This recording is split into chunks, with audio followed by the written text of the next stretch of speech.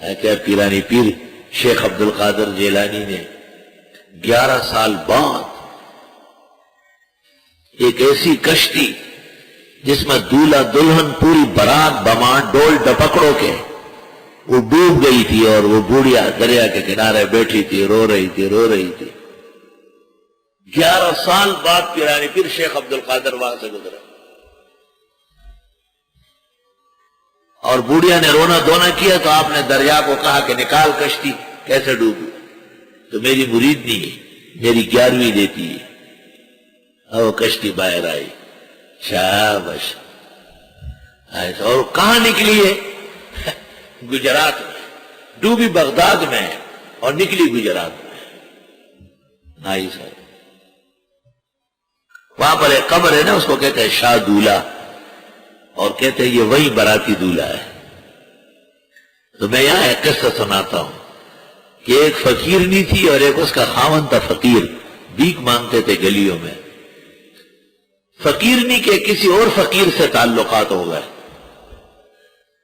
اور اس نے کہا کہ میرے ساتھ چلنا، اس نے کہا چلوں گی، پروگرام بنائیں گے۔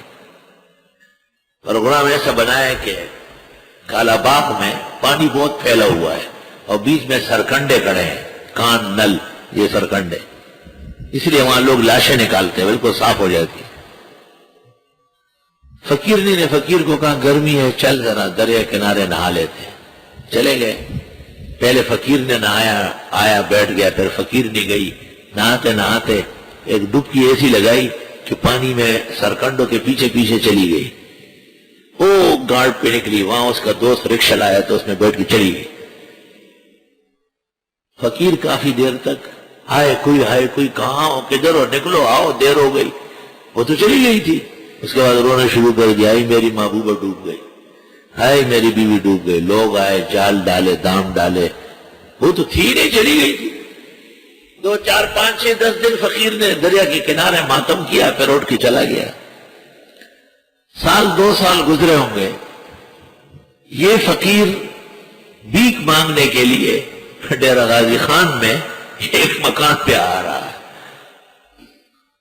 اور اس گھر سے وہ فقیرنی باہر آئی، اس نے جو دیکھا تو پہچان لیا، کہنے لگے واہ فقیرنی، ڈب کی اتھ لگان دی تو نکل اتھ آن دی، واہ بدتیو، برات کی کشتی نکلی بغداد میں ڈوبی تھی، نکلی جہلم گجرات کے بعد۔